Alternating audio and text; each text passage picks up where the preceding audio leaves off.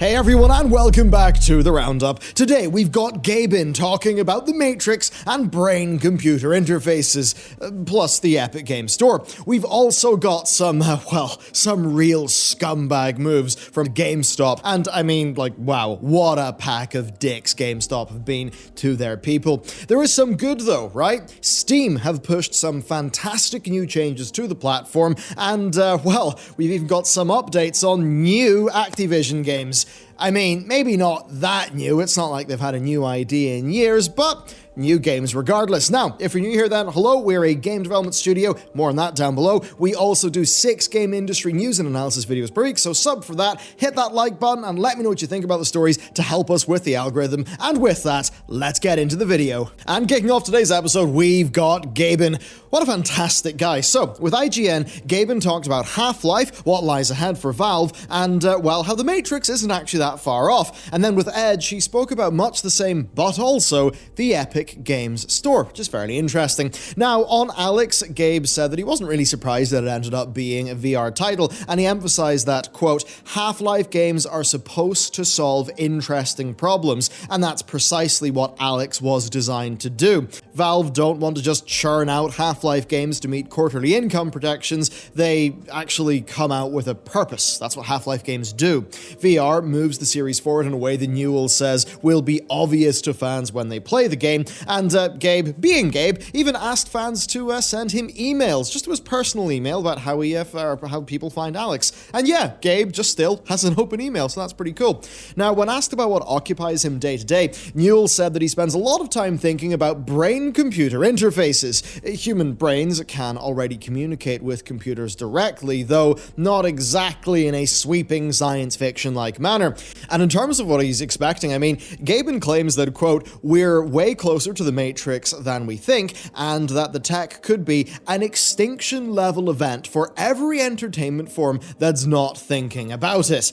Yeah, pretty big. Even Newell says that this is a very forward-thinking idea, though, so I don't think we're going to be seeing any brain chips or things like that coming out of Valve anytime soon. Now, I'm going to be real with you. I really feel what he was saying here. There was one time, about a year ago, I drank, I think it was 2/3 of a bottle of wine, and then I looked at my hands and I got really pissed off about the bit rate of my hands. It was a bit like that Brother Cavill scene from Battlestar Galactica. I was sitting there thinking about writing videos, thinking, oh, I've got so many thoughts, and I am limited to these hands and the tiny bit rate that I can, input into a computer. So, yeah, interesting situation, Gabe, and certainly, I mean, yeah, that's going to completely change how games are made. And I've got to imagine that if stuff ends up being made for, brain interfaces and crazy stuff like that in, 50, 100 years, I mean, man, the barrier to entry there has got to be insane. So I've got to wonder what that would mean for the sort of large interest corporate control of that media. Anyway, that's that. Let's keep on going. So, the Epic Games Store, yes, it's back again. Gabe has mixed feelings on it.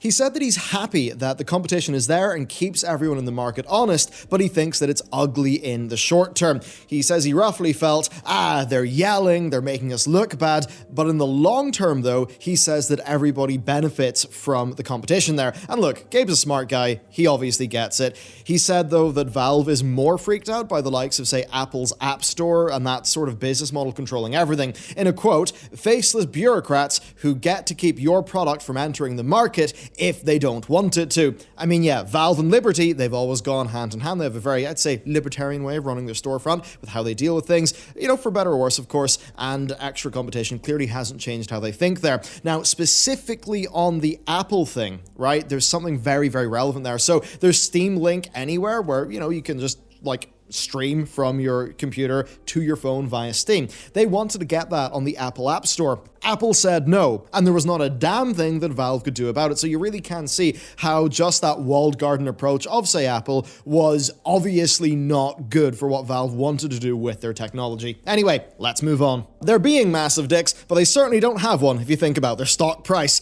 Yes, GameStop.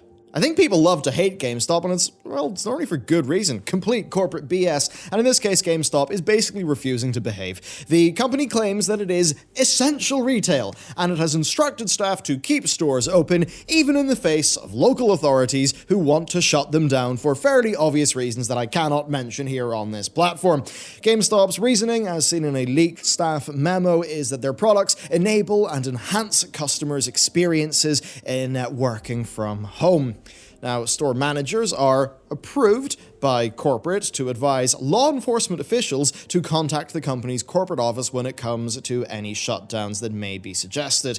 Now, there have already been reports of GameStop employees feeling unsupported and unsafe in their jobs at the moment, which is obviously not good. And yes, the focus here obviously is remaining on sales, not caring for their employees. Midnight launches may have been suspended, yes, but stores are still open, and many staff have been complaining about not receiving the promised and ample support there. Things like, say, cleaning supplies that they're not getting. It's a bad look for an already struggling company, and it's a complete embarrassment that, yes, they should be punished for. Games are great, but they're not that bloody great, and at the end of the day, you can just go digital. And in this case, when faced with giving GameStop your money or going digital, I heartily recommend you go digital. And speaking of going digital, well, Steam this week got a new upgrade as its interactive recommender has officially went live. Now, this feature delivers personalized recommendations based on each player's specific gaming history.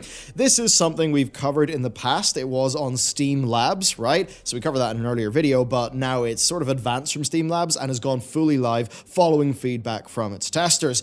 Now, the end goal here is for Steam Search to basically just give you the most relevant results possible, and basically just giving you more customizable control in how games actually get surfaced to you. And I mean, honestly, the recommender is just so good. It really is good. That's not all though, because there is another recent Steam update that has really flown under the radar recently. So reviews on the platform will now contain a note on whether the reviewer actually refunded the game. And I think this change just gives you an extra dimension of legitimacy to the review process, which is really good. A negative review is still valid, while, the reader will know whether that was written within Steam's refund timeline, which is very important. It could also be a pretty useful tool in spotting instances of, say, review bombing and things like that. Overall, I'd say that's really good, and thinking about the Steam recommender, look, I half own with my co-founder a games company, right? So getting games, especially because we're making a decently niche game, getting games surface to people who are interested in them, actually increasing discoverability, that is what I want to see from a platform, because I know that that is amplifying my marketing spend. If I do a marketing spend, right, and my game is only in the Epic Games Store that doesn't have any of those features, I mean, that's fine. People might see the game by searching from it because they saw an advertisement, but over in Steam, well, I can use my marketing spend, right? I can get more eyeballs on the game, get more wish lists, and then Steam can actually think, okay, well, these are all the people who are interested in this game. We're Steam, we want to sell more games, so let's use our recommender to help people who actually might want this game find this game. So to me, as somebody who is eventually going to be managing a marketing budget, that's a bloody great feature. And that's the type of thing that, even though I don't really like the 70-30 split, I think it is too much, but at least I feel like there I am getting a little bit more in terms of platform features and good convenience for the people who I want to be my customers. Anyway, with that said, let's move on. So next up, time for something that's actually a bit nice. So, Folding at Home, the distributed computing project, are now opening up research for that thing we can't mention without getting, a slap from TubeDaddy, so that's fun. But the project itself, I mean, look, it's just a testament to the sense of community that's developed, I think, within PC gaming around this, how people have really been rallying to help out. It's just a victory for PC gaming, a great look for the PCMR. So yeah, it's initially produced some really positive results. Researchers are now looking to expand the operation, so if you want to chip in, help out, actually do some real good with those spare, computing horsepower that you have, right, sitting under your desk, then hit up the source link in the video description. Many hands make light work, and it's a very good cause. Do you want free stuff? I mean, hey, a lot of us are stuck at home at the moment, but thankfully, itch.io have actually got us covered. So, the marketplace has actually this week revealed their latest promotion, in which a stack of paid games are playable absolutely for free. Itch even developed a handy list of almost every game that has generously been made free by developers to claim or download during what they say, this hellish time. Their message is pretty simple, just stay safe, play some games, they're giving out some free games, so it's a pretty great situation, and I would expect to see more along these lines across the industry. I think Ubisoft are also doing quite a good wave of promos at the minute if you're looking to pick some stuff up. And with me saying all this, you must really be feeling the inner bargain hunter, but here's a bargain you probably don't want. Stadia's Premier Edition has been cut from $129 to $99. A whole $30 for one day only, and only in the US. It's the deal of the century. And yes, the free version still doesn't exist. What is going on with their decision making? How will this work? How will this make sense? How will it make any difference? Is it actually better for people who own Stadia and maybe want some games?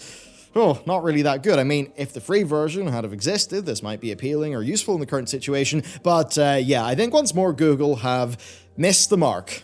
What a surprise. Next, a bit of a hiccup with Microsoft. So they actually announced and then retracted a release window for the Xbox Series X. So the official Series X site briefly listed a period of Thanksgiving 2020. So in and around the 26th of November, maybe even near Black Friday weekend or something for the console release, which is weird. Then Major Nelson, of course, big Xbox comms guy, quickly clarified that that was indeed a mistake and that Microsoft are still committed to launching in holiday 2020. So there you go. Xbox have been going pretty hard with their hype over the last while, and yeah, looks like they just got a little bit carried away this time. You gotta wonder though, was that an actual release date they had scheduled, maybe forgot about, then it went up automatically, and now they're scrambling? Really, it's kind of impossible to speculate there. And finally, an update from your favorite company in gaming absolutely ever, Activision Blizzard. So we got some more leaks. They come from the Gaming Revolution, who once again has shared with us some potential insights. A new Spyro game is allegedly in the works. And that honestly does make a lot of sense after the cross-platform success of the Reignited trilogy, which just sold tremendously for them.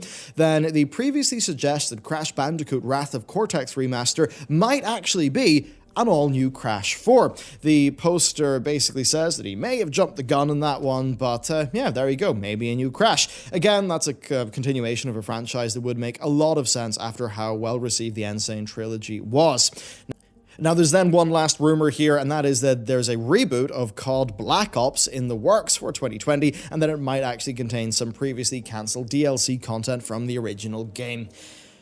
So yeah, Modern Warfare, just, you know, a remaster, reimagining, sort of new version of Modern Warfare, and I guess they're probably looking at their balance sheet and thinking, oh yeah, Black Ops did really well, we'll just do that one again. Activision sure are creative geniuses. I think they're up there with Riot in terms of their ability to innovate and drive the industry forward. It's quite funny, isn't it? But, I mean, being a bit more realistic here, hey, a new Spyro game? That would be pretty cool. A lot of people want that. A new Crash game? Yeah, why not? That could be pretty good. Sure, it's unfortunate that it's not new intellectual property, absolutely, but hey, some more stuff there I think would be pretty decent. I think it would be well received by people. The Spyro trilogy was, I mean, it was great. It was pretty much perfect, wasn't it? So seeing that team, and specifically actually try their hand at something new, I'd be really down for that. Hopefully, though, we don't get the weird emo action movie Elijah Wood Spyro thing, like that one where they... it was so weird. I mean, look, you probably haven't played that Spyro game. I don't think that many people did. Really wasn't that good. Anyway, there you go. That's an episode of The Roundup. I really enjoyed this one. Lots of great stories. I would love to hear what you think about them down below, especially that brain-computer interface. What do you think about all that stuff? Pretty wild, isn't it? So yeah, thanks for watching. Let me know what you think. I'll see you next time.